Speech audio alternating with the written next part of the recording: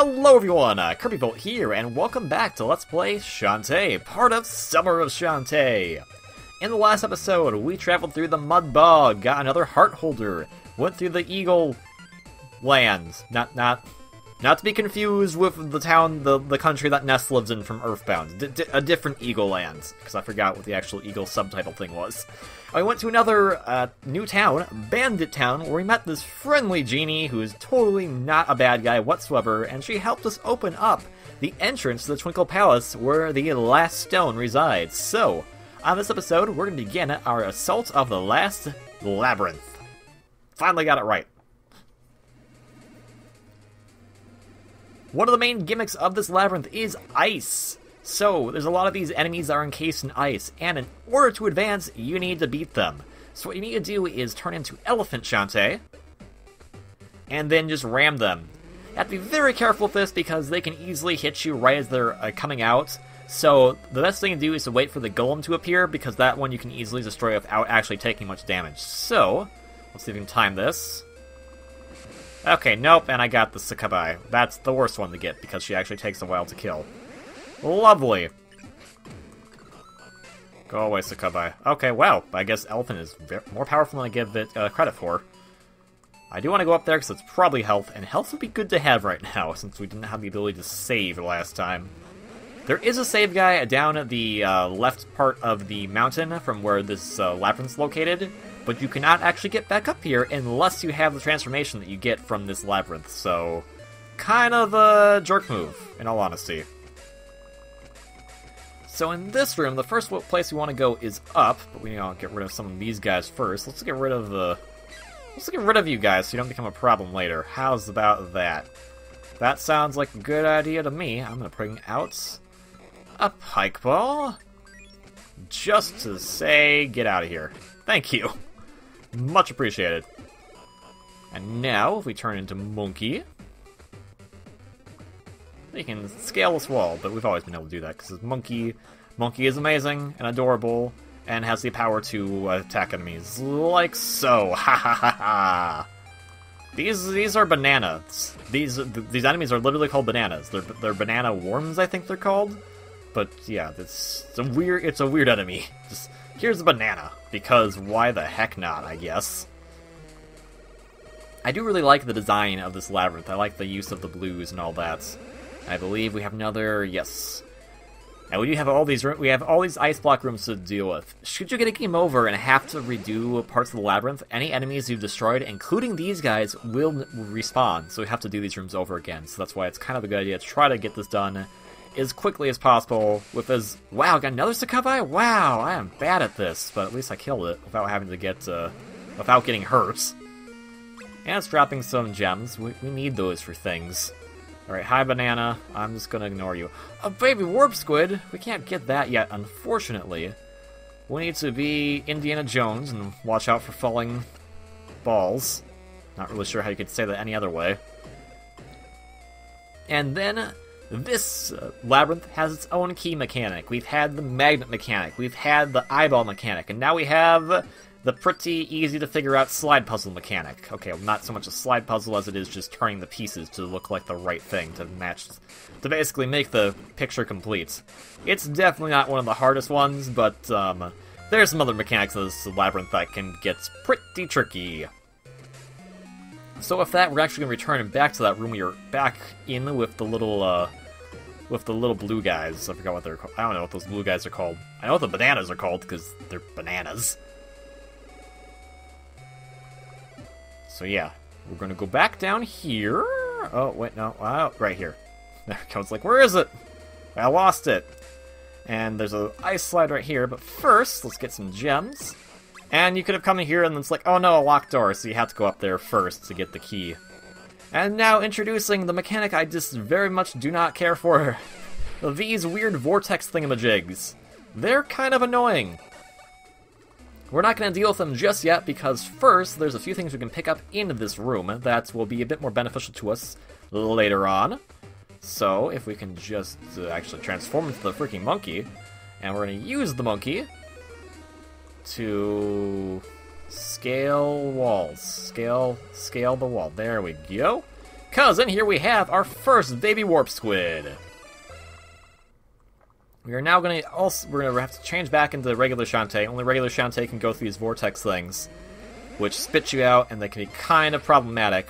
What we need to do now, there's actually some enemies on the ground, so I want to get rid of them first, just in case we fall a lot, because these warp thingies can be a bit of a predicament. And I don't think they're the worst things in the world. I think it just goes back to the fact of the Game Boy Color's limitations, so you can't really see that far ahead of you, so you don't really know what's going to happen until it's either too late or whatnot. So, going back to monkey form, we're going to climb that wall on the right, because it's going to take us to another little area that we can do some good stuff with. Be careful climbing here, because at the top of this wall are... dramatic pause, spikes! We don't want to touch those, because those are instant death, and that's not good. So from this ice platform, what you actually want to do is you want to take a leap of faith. I know it's kind of like, what? Jump into that, and then go right here, because then we have Baby Warp Squid number 2. Alright, 2 Baby Warp Squids. We must be halfway down the labyrinth, right? Not by a long shot. We need to actually now go do the stupid vortex puzzle. So, let's begin. This thing is really obnoxious to figure out, because I already screwed it up. Congratulations. I must figure out what the actual pattern is for this. I have my notes, but obviously I can't really memorize what the pattern is for this kind of silly thing. Except that I keep just pressing it. I love the floor. I love the floor. But one thing I actually do legitimately love is this background. Look at that really nice, look at that really cool stuff. It has a nice... This nice little, it looks like stars, kind of, but they're not actually stars. So we want to get up, but in order to do that, the spikes always scare the crap out of me. We need to have the right portal in order to shoot us upward, or at least to the very right. Yeah, we need to actually be shot to the very right. Yeah, there we go. So let's try one more time. I think I have a good inkling what to do this time. Hopefully. Maybe. Are you kidding? It's me playing the game. I thought the spikes are going to be there, and I was really worried. They put a lot of spikes in this labyrinth, and that becomes very nerve-wracking very fast, especially the fact that you could not save beforehand, pretty much. However, I believe... Ooh, wait, no. Oh. Okay, up. Yeah, alright, there we go. It's like the ice puzzles in Pokemon. But I actually like those ice puzzles. I kind of don't care for these ones that much. They're not, again, they're not terrible. It's just they're a bit tedious and a bit annoying, and it's kind of hard to memorize where everything goes. And, ow! I almost had you. Jerk. But having an extra life is always a good thing. There's an extra life in that pot every single time you come here, so stock up if you need to. Because I know I do. Oh boy, another one of these. So there's a lot of these rooms with these encased ice enemies. And of course, if you're running low on health, you're running a danger of almost killing yourself, so that's really not good. And I'm actually surprised I'm doing so well, because I usually hurt myself a lot when I'm opening those things up. So just be very careful when you're doing that, because you might get hurt yourself. It doesn't look as easy as I'm making it look. I don't even know how the heck I'm making it look so easy, to be honest. But this is pretty easy. Except for the part where this is not matching up. With our new key, we're going to go back to that vortex room and go to the other exit that we probably obviously saw. But I didn't go in there because I knew we needed to get a key. And also I screwed that up because I have to turn back into monkey. And then I have to go up there, and it's just like, ah. One thing that's really good about the sequels is that the transformations do not take as long. Some people really like that rhythm part of the dancing, and I think it's a cool idea. I just think it just takes way too long to activate some of these things, so it becomes very tedious. It's not the worst thing in the world. It's not like having to wait for the Simon's Quest of What a Horrible Night to have a curse thing. So it's not terrible, but it's not probably the ideal. I'm sure they were kind of trying to think about how you go about it, because it's like, well, she is a dancer, and you have to do dance moves, right? But, like, how do you do that without getting into issues? As far as, like, breaking up the gameplay. Which, again, reminds me, like, how do speedrunners do this game? Because you have to do those dances so frequently. I'm guessing they probably use the Game Boy Advance so they can get the Tinkerbat dance, because then that basically just use that for the rest of the game, and you're fine.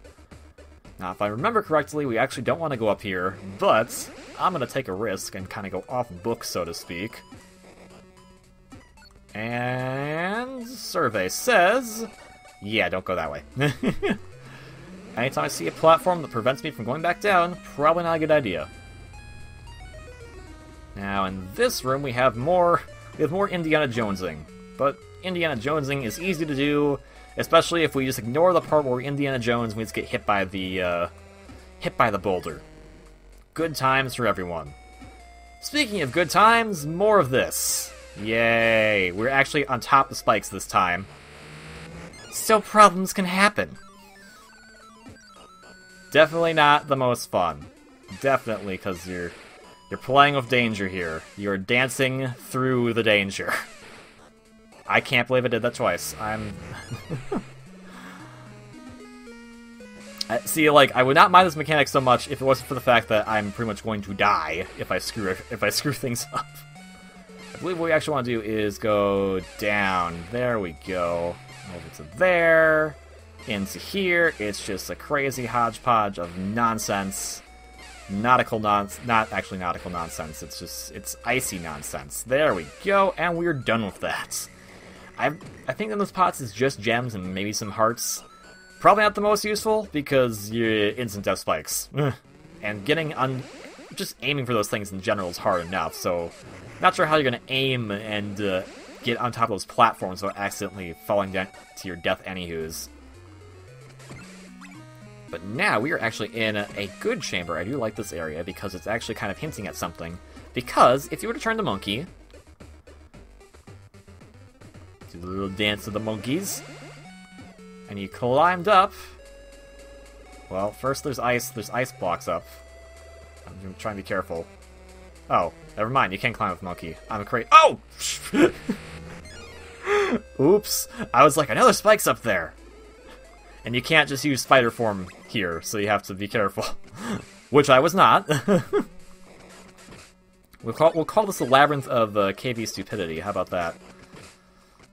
KV Stupidity, even though he comes from a land, he heralds from an area that is covered in snow and ice, and he is doing terribly at the snow and ice labyrinth. Go make sense of that. Since it's locked down there, let's use our good transformation powers to go somewhere else to hopefully find a key to get into that area. And hopefully we won't have another spike incident. I think we might, though. Okay, so we're going to use the monkey to not go there. Not go all the way up there. That's bad. That's why jumping randomly with the monkey is not a good idea. Always climb up very carefully first. But here we have the key room. Let's get this here key. If I can actually get it to look proper. There we go. This track of the music I also really like, just because it's very odd sounding. And that's not an insult to it so much, as it's just kind of like, it's an interesting way to use the different sound chip that the Game Boy Color was capable of. Now then, if we go all the way down, around town, into the gates, I believe we're going to have a fun magical time. Oh, not quite yet. We actually have another, drumroll please, enemy encased in ice. Huzzah. And we need to actually go into a hole so that we can get inside here, because otherwise you can't break. You can break this ice with elephant, but not this ice. Video game logic at its finest. So let's try to do this. There we go. The golem's always the best one to get because the golems are one-shotted by the elephant no matter what. Now then, we have more of this lovely stuff. You like this stuff? Because I am not a huge fan. But that's okay. Oh, okay. Oh, like, I actually kind of like this area a lot more than the previous one, because they actually kind of nicely designed it in case you make one slip-up that's not completely detrimental. As opposed to the other area where it was like, if you make one screw-up, you're pretty much screwed, is what you are. But, so, we are here in the Genie Chamber. But we're actually out of time for this episode, so we'll see what Shantae's new transformation is next time. Thank you all very much for watching this episode of Let's Play Shantae. If you liked this video, please consider hitting that like button below, and if you want to see more content from me, please consider subscribing. As I have said in all these videos, these games, this one, Risky's Revenge, and Pirate's Curse are all available to pick up on Nintendo platforms, mainly the Nintendo 3DS. They are all fantastic games, and I cannot recommend them enough. I would highly recommend that you play them if you want, because they're so darn good. So, thank you again for watching, hope you're having a great day, and I will see you on the next one. Until then, let's vote Shantae for Smash. Ciao!